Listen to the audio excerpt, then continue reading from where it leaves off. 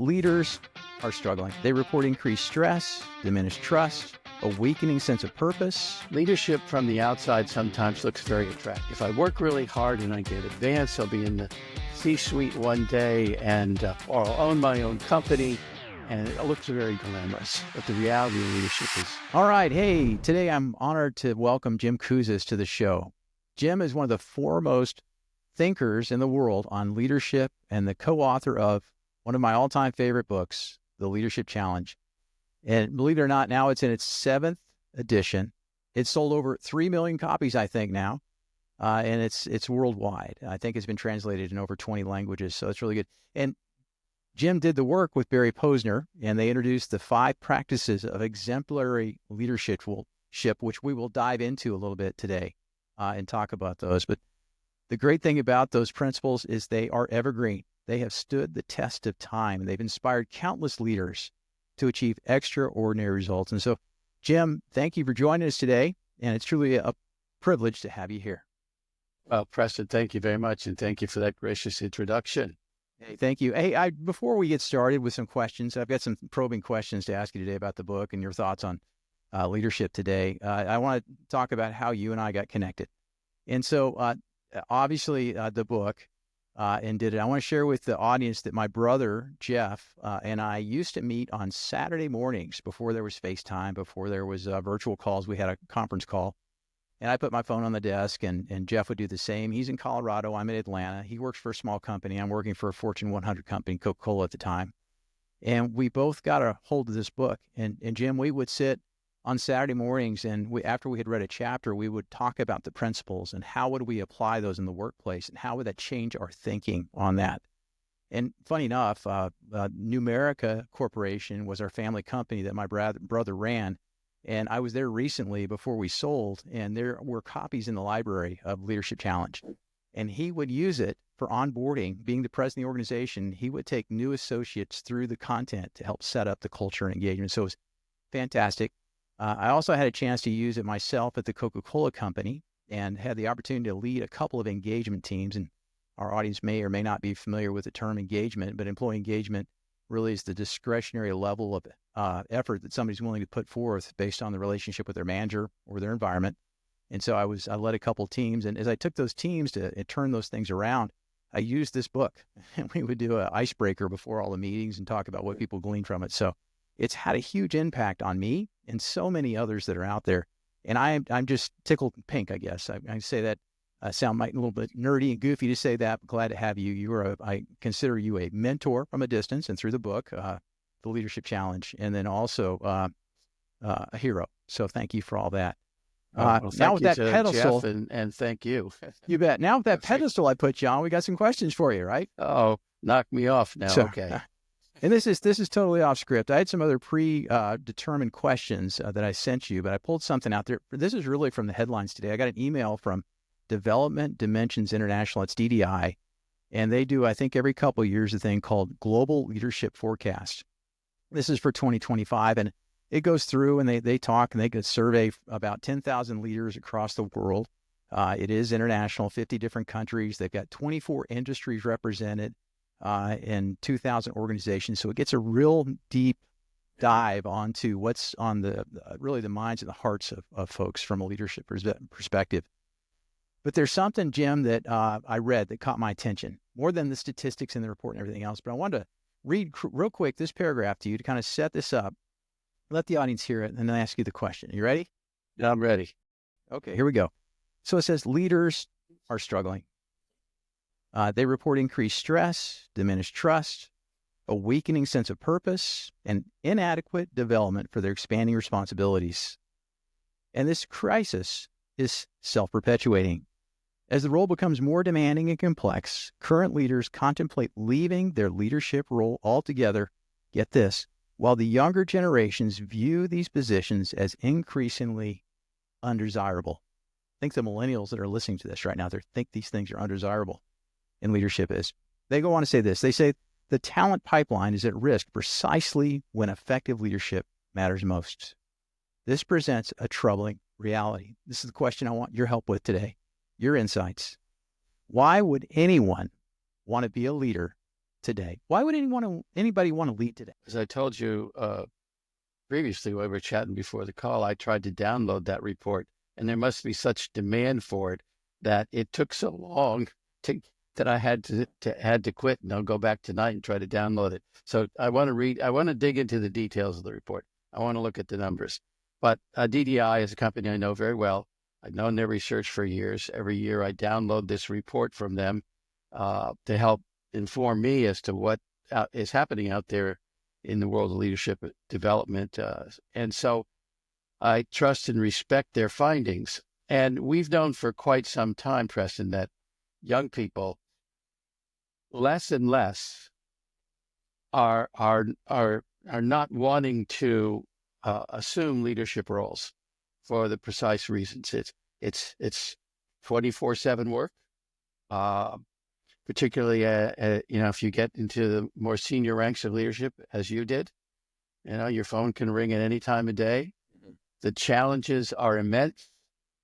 We've got some new challenges now with the new administration in the White House that's just disrupting a lot of things that were happening before, from the issues of tariffs to the DEI in the workplace, all of the initiatives that have taken place.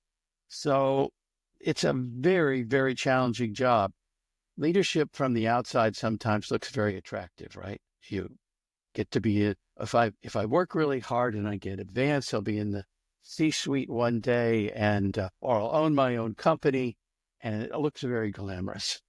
But the reality of leadership is very, very challenging. Reminds me of a friend of mine who wrote once, with whom we when we were writing early on, Barry and I together, an MBA student from our school, and he was a graduate of the MBA but was a journalist. And he said, Jim, writing is really easy.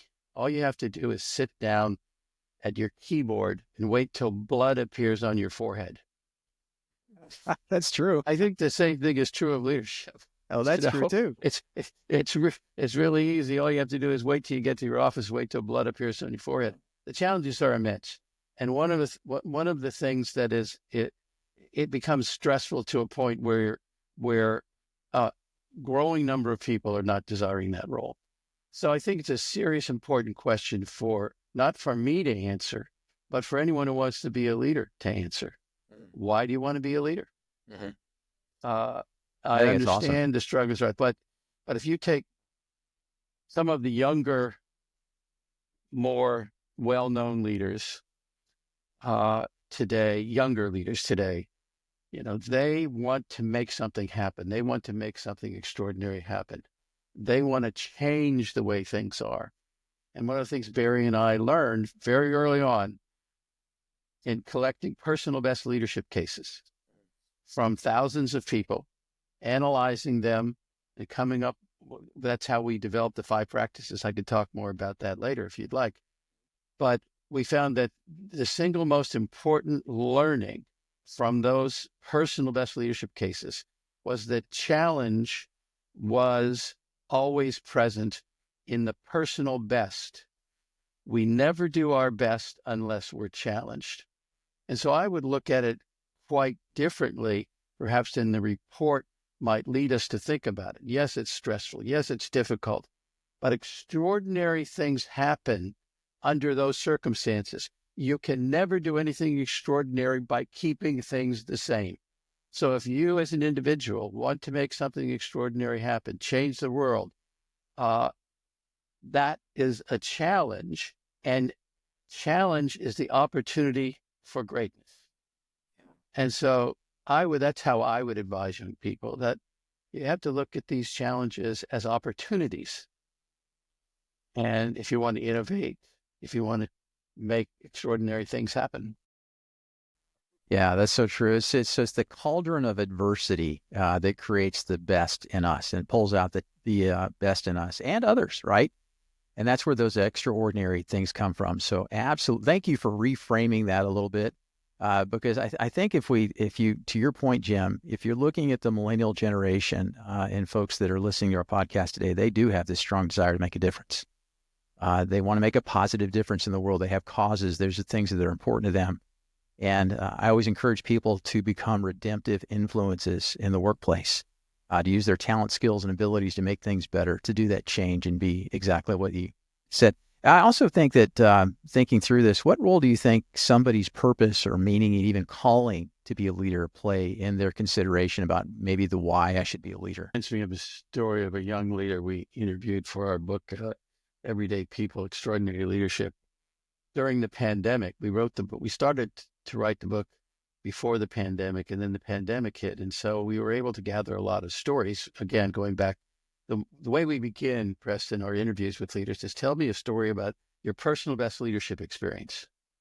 And so she was relating to something that was currently happening to her during the pandemic. And she said, I was out of a job, our plant was closed. I couldn't go to work. I was working remotely spending a lot of time on my couch in my pajamas at home. And I was reflecting. And one of the things that happened was I realized that I could be helpful to people in the first responders in the community. And so that challenge then inspired her to understand that what she wanted to do was to make a difference in the lives of other people who are out there in the world, helping other people deal with this, those in healthcare, those in those first responders. And so she started a movement in her own town. It didn't expand much beyond that, but for her, that was just connected with something inside of her that she was passionate about. So when you start to think about being a leader, in one of our practices, Inspire a Shared Vision, what do I hope to accomplish? You have to connect to something inside of you, some passion.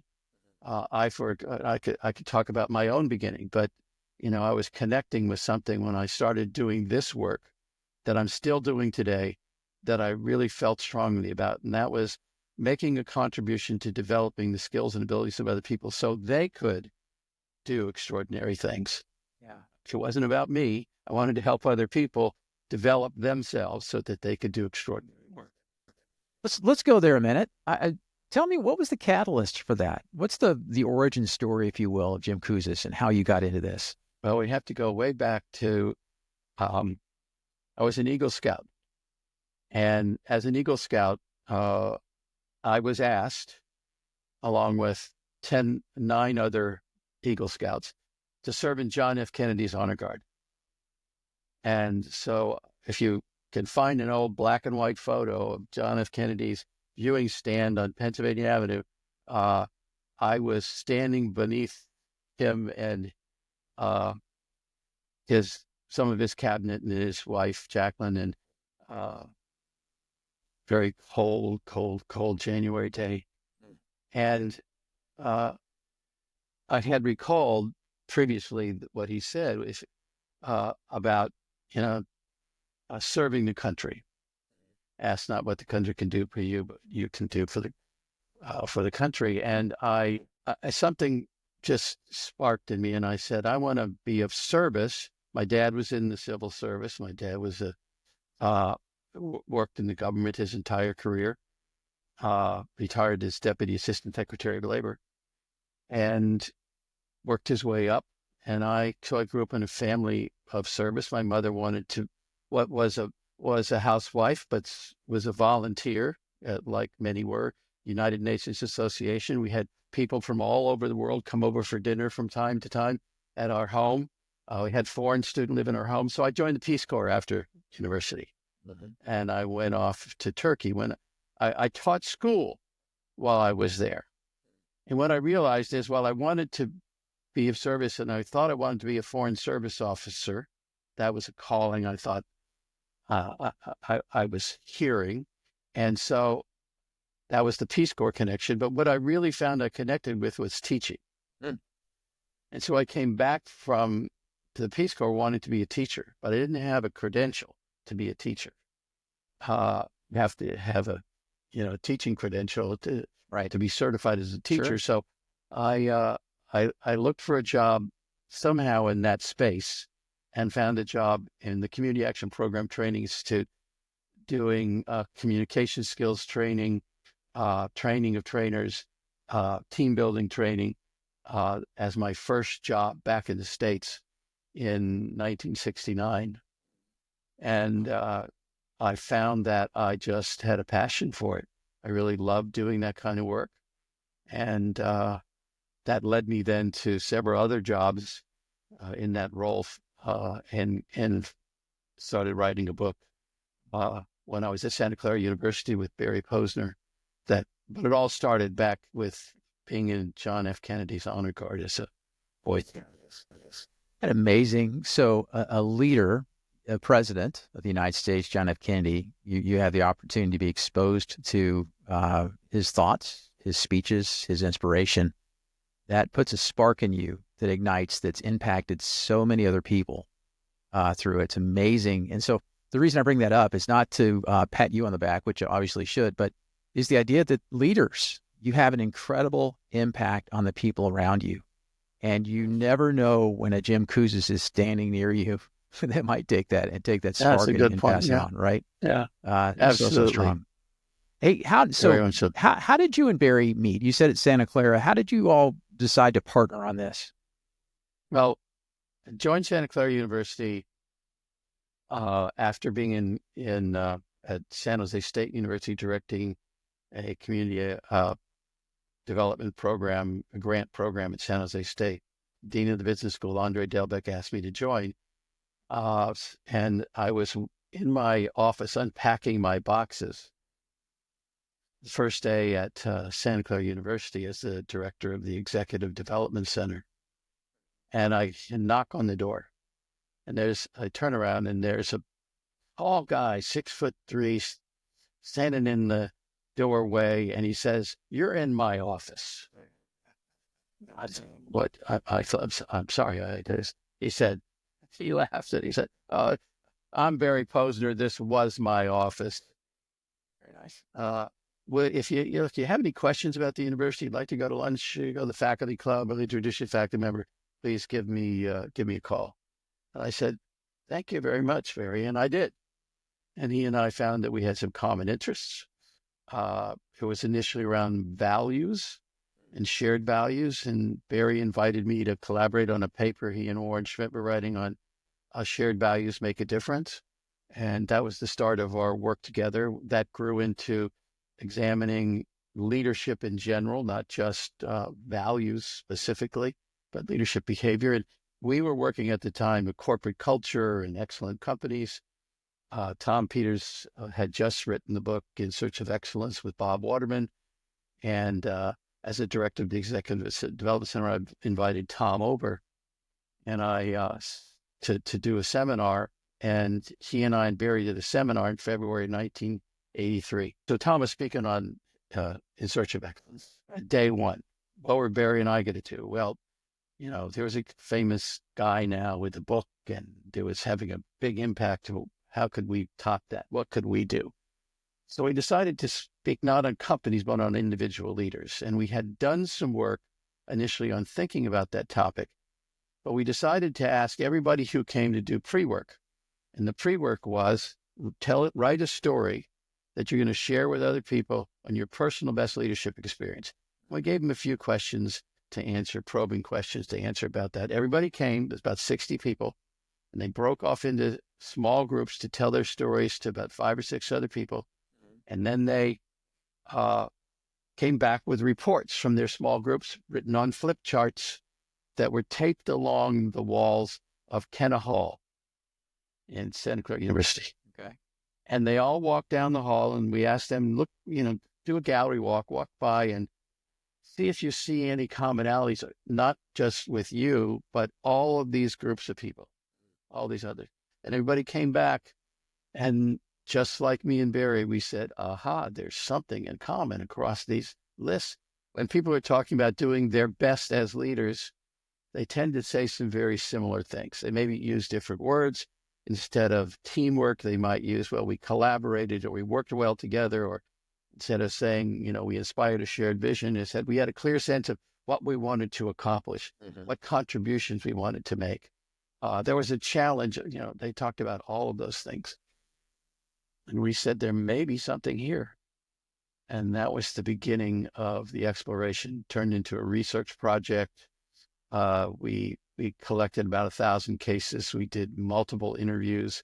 We developed an assessment instrument that would help to validate our findings. It was a 2-year-long process to go through that. Wow. And to come up with. And then someone was walking down the halls one day looking for authors from a publishing company called Josie Bass, and Bill Hicks walked into my office and said, "Hi, I'm Bill Hicks from Josie Bass. Warren Schmidt tells me that you and Barry may have something that you might want to write about." We didn't have a book at that time, but we said, "Oh, that's an interesting proposition." So we ended up writing a contract with Josie Bass, and we're still with, now Wiley bought them. We're with John Wiley and Sons in 7th edition.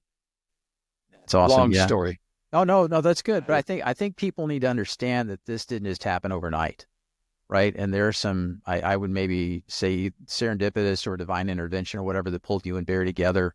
The way you went through it, you did the gallery walk, you saw the themes, and then boom, you've got an idea. And then it was written and commercialized, and you sell 3,000 or 3 million books later. So impressive. But Jim, in that, let's go into the book a little bit because, I did mention this is one of my favorite and most impactful, but the 5 practices have stood the test of time. And if you don't mind, I'd love for you to just kind of briefly walk our audience through those, because I'd love for them to actually purchase the book if they haven't done so already. But then my next question would be is, how do you keep your content fresh? 7 editions, right? Because it's always relevant. So it's always got some different information in it than the last time, but there's also what I call evergreen principles. Walk us through those 5 practices and then tell us how you keep the book fresh. 5 practices of exemplary leadership are model the way, inspire a shared vision, challenge the process, enable others to act, and encourage the heart. And we keep each of those fresh in 3 ways, really. The first is for every edition of the Leadership Challenge. Now we're in 7th edition. We collect new examples, new stories. So going back to the personal best leadership experience, interviews or questionnaires we send people, we collect new ones. So each book contains anywhere from 50 to 70% new stories. So by the time we get to the 7th edition, we've turned this over several times. So one way of keeping it fresh is to make sure that the current examples illustrate the principles. We continue to test the validity and reliability of the model. So we have 5 practices: model, inspire, challenge, enable, and encourage. And we have an assessment that we use. And so we keep gathering data. We now have it's probably close to 7 million people have completed the assessment. We don't analyze all 7 million, but that's a rolling average, a rolling number. So we maybe do for each new book 250, 300,000 assessments. So we were able to validate that what was true in 1987 is still true in 2025. Right. And by the way, if anyone wants to go to our website, they can download a report in the research tab on leadershipchallenge.com that gives a lot of the numbers for this. Yeah. So we validate it currently.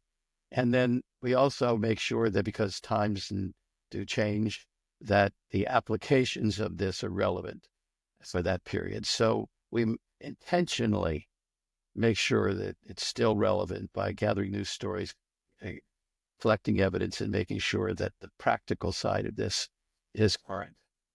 Yeah, really good. It's so important. I think that's what brings a lot of credibility to your work, is this continual, and you're not necessarily, I don't take it as an evolution of your 5 practices, but it's the application, the understanding, the culture, the times that they're in, and how are they relevant to people. So if you pick up the 1st edition and read the 7th, you would see a difference in there in the stories, to your point.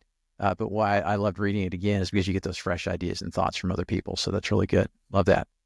Hey, let's move to this next question real quick. You say in the book, and this is something you and Barry talk about, that leadership is a relationship, right?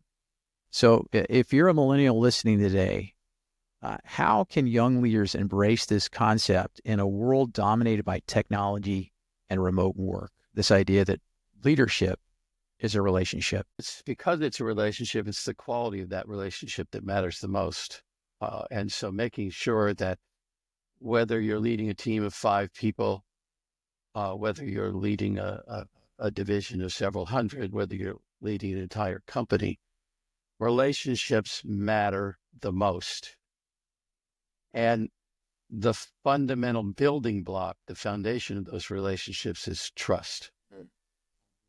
So the question we need to be asking ourselves as leaders is, how do I establish the kind of a quality of the relationship where people trust me as a leader foundationally?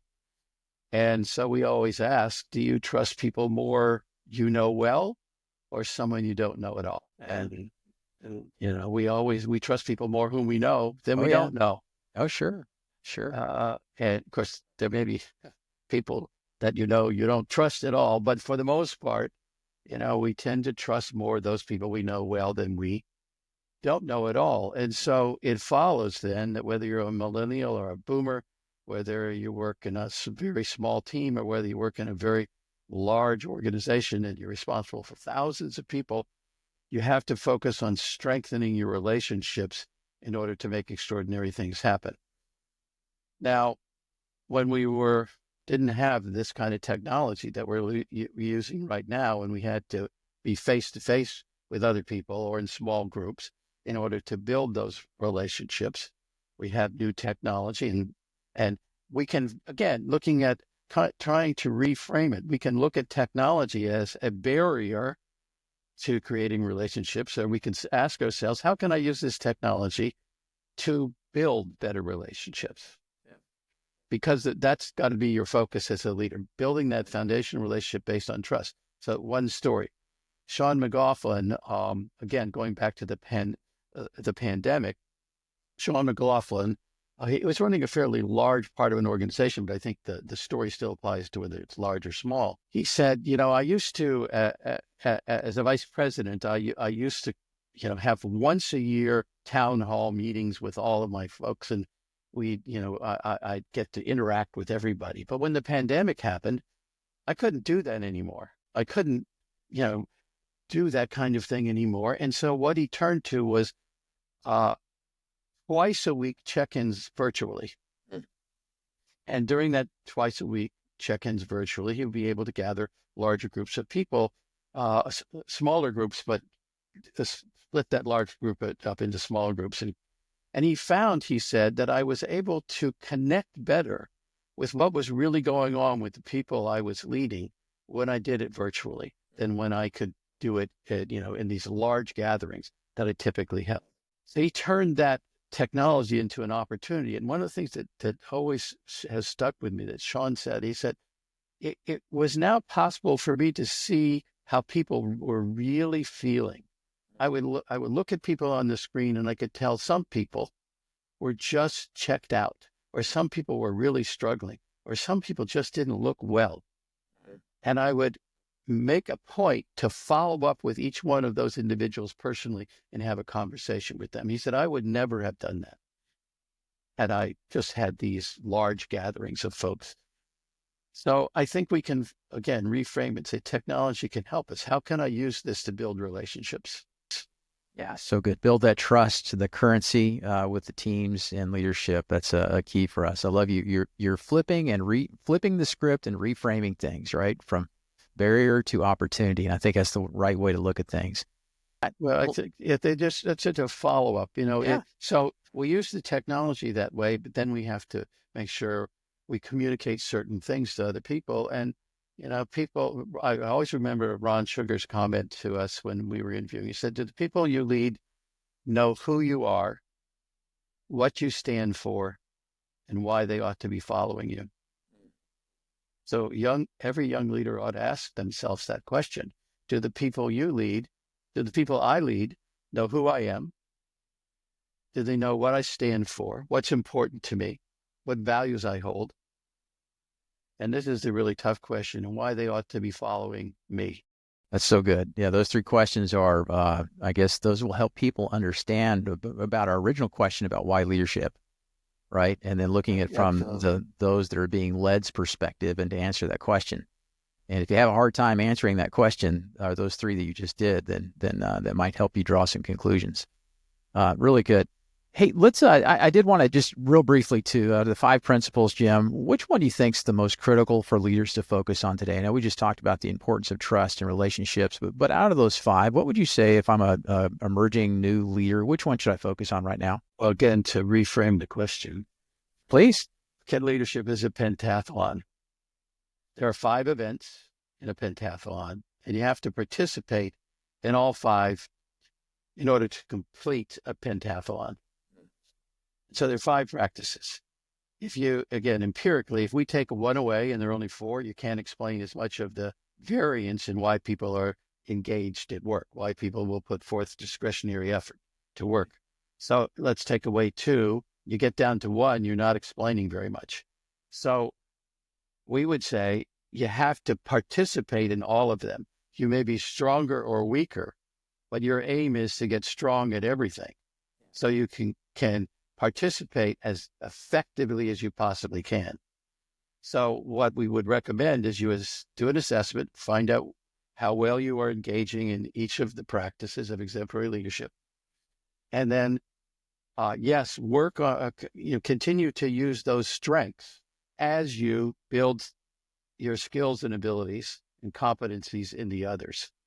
And if I go back to what I just said earlier, trust being the foundation, that's something we always have to work on, whether you're doing model the way and build trust by setting a good example and making sure you follow through on your commitments, whether you're inspiring your shared vision and connecting to the needs of other people, because that's the only way they'll feel connected to the vision and trust that it's important to them, whether you're in challenging the process and making sure that if people are taking risks, during those risks, they feel safe and they feel psychologically safe. They feel physically safe. Their job's not at risk if they make a mistake trying to do something new and different. That when you're enabling others to act, that you make sure that you help people to trust each other, not just trust you. And if you're encouraging the heart, make sure that you are always recognizing people for their contributions to the organization in ways that build that trust. So you can use each of the 5 practices then to help you strengthen that foundation that you built based on trust and credibility. I know that's not answering the question of which one is the most important. It's okay. It's hard to say which of your kids is the most important. So, but that would, you're participating in 5 practices, and you have to participate in all of them in order to become an exemplary leader. Yeah, I see that all 5 of them is probably the leadership DNA. And so you need to amplify and learn each one, the skill and the behaviors behind those. So important. Hey, let's move to the frequently asked questions block. Some questions from our listeners. And I thought maybe, Jim, you and I'd read the question, and I'd love to hear your response. Maybe if I have anything to add, I'll do that on it. But just go through these really quickly, and then we'll wrap up. Does that sound good? All right, so let's do this. So one came in and said, how do I build credibility as a young leader in a team of experienced peers? How do I build credibility? So credibility is essentially 3 things. One, it's your expertise, your competence, your ability to make a contribution. And another is the extent to which you are viewed with integrity. You have integrity and you're honest and you tell the truth. And the third element of that is essentially your ability to inspire others, to energize other people. When people see somebody as having those 3 qualities, they're more likely to view you as credible. So look at each of those. You're talking about competency. So I have to make sure I'm always focusing on building my skills and abilities to do my job, that I'm demonstrating that. So work on building those skills and abilities to do whatever the job is that you're currently doing. You got to make sure that your integrity is always unquestionable, and that you are perceived by other people to be as honest and trustworthy, and you act consistently and aligned with your values. And you do that in a way that demonstrates to other people you have the energy to do this, that you have the passion for this work. You don't have to be a cheerleader about it, but you do have to demonstrate that you care. Sure, sure, absolutely. The phrase out of the book that I always remembered was "Do what you say you will do," right? In terms of integrity, and so that's how, to your point on that. Quick story. I remember, Jim. I was sponsored by a senior vice president of the Coca-Cola company named Rudy during my first engagement team work that I did, and I gave this book. He got a copy of it as well. So not only the people on the team, and we were in a meeting, and I sat next to him, and he leaned over to me. He goes, "Did you know that credibility is the foundation of leadership?" I said, "You're reading, so that's really good. I appreciate that." So good stuff to see it passed along. Hey, let's move to this next piece. It says, what's one practical way that I can model the way when I'm still developing as a leader?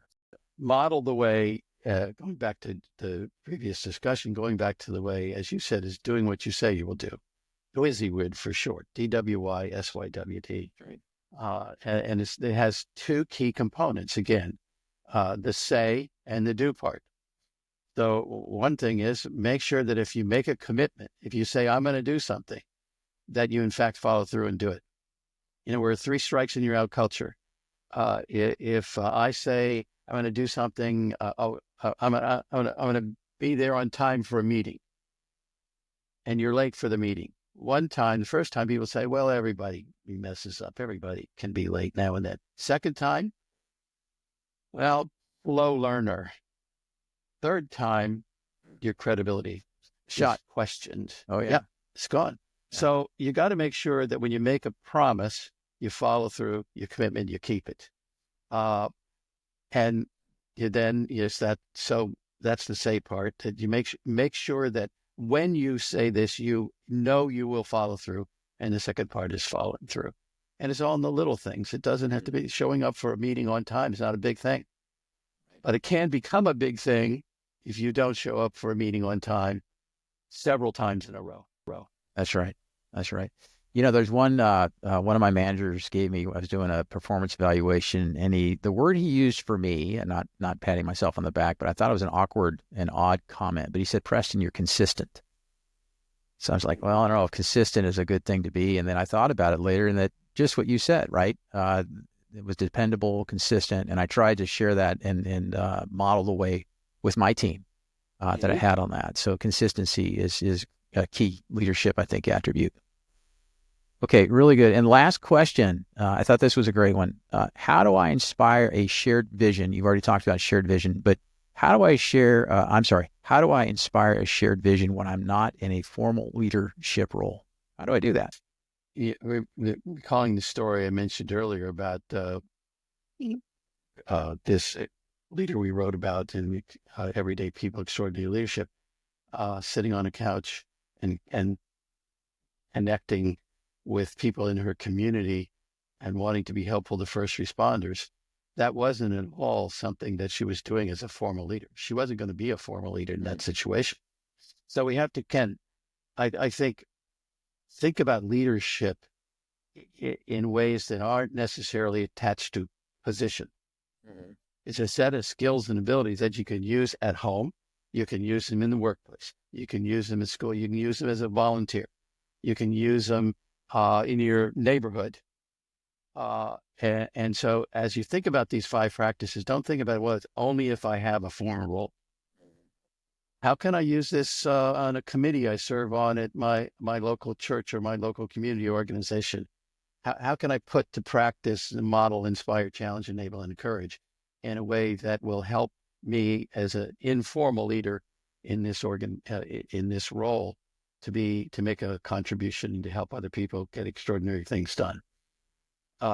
Inspiring a shared vision is the lowest scoring practice of all the 5 practices. It's the most challenging. But when we dig into the behaviors of inspire a shared vision, it's not so much that people don't have visions of the future. They don't think ahead and think about how they'd like their community or their home or their school or their workplace to be better. It really is sort of the second part of Inspire Shared Vision, which is on enlisting others. And the tougher part is, how do I connect what I hope the future will look like and the vision I have and what other people have as their aspirations, hopes, dreams for the future. That's where the life is breathed into a vision. We have to make that connection.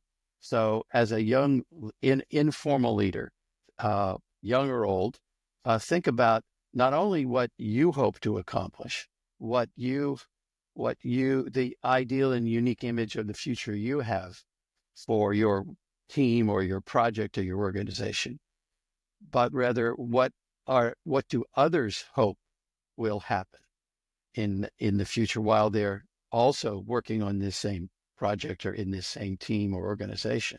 What do they want to accomplish or contribute? You can even do an exercise. We ask leaders to do an exercise where they sit down and ask themselves, think 3 to 5 years ahead, and you're transitioning out of your current role into some other role, and you're awarded Leader of the Year award for that period of time, and your friends and family and colleagues in the workplace are giving speeches about you and how they feel about you and what you contributed, what lessons they learned from you, what ideals they thought you stood for, what feelings they had when you were around them, and what evidence there is that you made a difference, that you made a contribution. And you can do this very same exercise for your team. Just ask the same question. You get Team of the Year award, and people are talking about the lessons they learned from the team, the ideals the team had, the feelings people had when they were around them, the evidence that team made a difference. What would you want people to be saying? And using that then as a foundation for thinking collectively about, what is our vision for this team? What is my vision for our organization? Yeah. So important about how to enlist others into that, right? Big vision. Often corporations or leaders think that they come up with these grand words. They put them on a piece of paper. They stick them on the wall. They're never written on the hearts and minds of the people that are in the organization. Absolutely. But it's when that shared vision, the shared values, where we collaborate, use teamwork, pull those together, and help other people see how they win and how they benefit, right, in the future, make a big, big difference. And everything, Jim, today that we've talked about, I am thankful, one, for your, I think, being inspired, standing on the area next to the President of the United States and hearing something that sparked in you, because what happened through you has impacted so many people. It's impacted me personally and the way that I've approached work and the teams. And so thank you. Just timeless stuff that we went through today. And so if you haven't, if you're listening today and you haven't gone and checked out the Leadership Challenge or many other books that Jim and Barry have written together, I think it's worth you leaning into and checking out. And so, Jim, thanks for being on today. Appreciate you. Thank you very much, Preston. My pleasure. Good stuff. And then, hey, I just want to encourage listeners to connect with us. We'll put the links to Jim's books and things like that in the show notes. And if you will, leave a review about our podcast to help other people find it and learn and hear the inspirational conversations like today that we're having. And then you can follow me also on LinkedIn, Facebook, and Instagram. That's all for now. Take care and talk soon.